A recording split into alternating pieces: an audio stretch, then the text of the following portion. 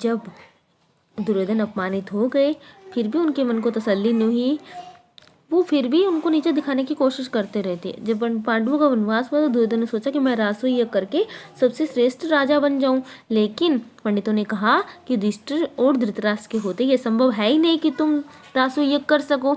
तो उसने सलाह मारकर ब्राह्मणों की उसने वैश्व नामक यज्ञ करके ही संतोष कर लिया, लेकिन जो ईर्ष्या करने की इच्छा थी वो उसकी खत्म नहीं हुई थी। महाराज महर्षि दुर्वासा ऋषि ने 10,000 शिष्यों को साथ लेकर दुर्योधन के राजभवन में पधारे। दुर्योधन ने काफी अच्छा सत्कार किया तो ऋषि काफी प्रसन्न हुए कि मांगो क्या वर चाहते हो। तो उसके मन में फिर वही बात, पांडवों को वो किस तरह नीचा दिखाना चाहते थे। उन्होंने कहा कि जिस तरह आप मेरे पास आए हैं उसी प्रकार ही पांडवों के पास जाइए और उन्हें आदर सत्कार करने का मौका दीजिए, लेकिन आपसे एक विनती है कि आप उस समय जाइएगा जब सब खाना खा चुके हो और वो सब विश्राम कर रहे हो। तो ऋषि दुर्वासा ने उनकी बात मान ली। उसके बाद वो सब अपने शिष्यों को लेकर युधिष्ठिर के आश्रम में जा पहुंचे। युधिष्ठिर ने भाइयों समेत उनकी काफी आवभगत यानी स्वागत सत्कार किया। उसके बाद मुनि ने कहा, अच्छा हम सभी स्नान करने को जा रहे हैं और तुम हमारे लिए भोजन तैयार रखना। वो कहते ठीक है।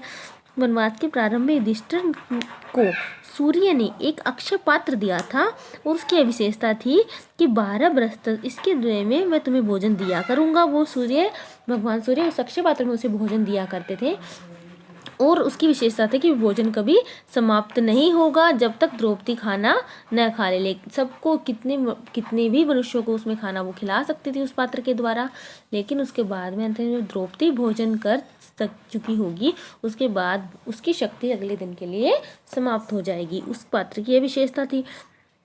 तो जिस समय ऋषि दुर्वासा आए उस समय द्रौपदी भी भोजन कर चुकी थी और अक्षय पात्र बिल्कुल खाली हो चुका था। तो उसे समझ नहीं आ रहा था, वह काफ़ी चिंतित हो रही थी किस प्रकार वह ये उनको खाना खिलाएगी। तो उन्होंने परमात्मा की शरण ली, यानी उन्होंने अपने परमात्मा को याद किया, अपने भगवान को। इसमें उसी समय श्री कृष्ण आ गए और बोले कि बहन बड़ी भूख लगी है, तुम मुझे खाने को दो।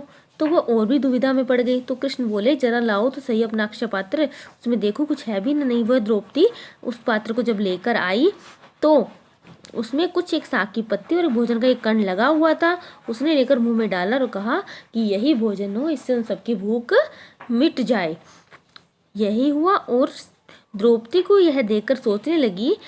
द्रौपदी ने जब देखा कि उसके द्वारा साग के हुए पात्र में भोजन लगा हुआ तो उसे बड़ी शर्म आई कि उसने अच्छे से भोजन को पात्र को धोया भी नहीं।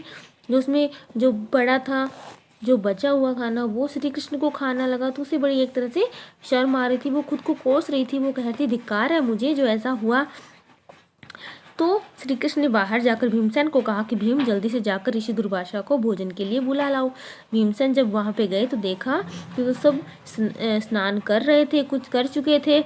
और जब नजदीक जाकर देखा तो ऋषि दुर्वासा का सारा शिष्य समुदाय स्नान कर भोजन भी कर चुका था। और वो ऋषि दुर्वासा से कह रहे थे कि गुरुदेव युधिष्ठिर को हमने व्यर्थ में ही कह दिया कि भोजन तैयार करके रखना, हमारा तो पेट वैसे ही भरा हुआ और हमसे तो उठा भी नहीं जा रहा, इस समय तुम्हारी इच्छा जरा भी खाने की नहीं है। यह सुनकर दुर्वासा ने भीमसेन से कहा कि हम सब तो भोजन कर चुके हैं। युधिष्ठिर से जाकर कहना कि असुविधा के लिए खेद है कि जो हमने कहा कि भोजन तैयार रखना, जो तुमने भोजन रखा होगा उसके जो असुविधा हुई है, उसके लिए जो परेशानी हुई है उसके लिए हमें माफ़ कर दो। और वो कहकर वहीं से शिष्यों समेत चले गए। तो यहाँ पे भी जो दुर्योधन की इच्छा थी पांडवों को नीचा दिखाने की वो उसकी सफल नहीं हुई। इसलिए कहा गया है कि द्वेष या ईर्ष्या करने वाले का मन कभी भी नहीं भरता।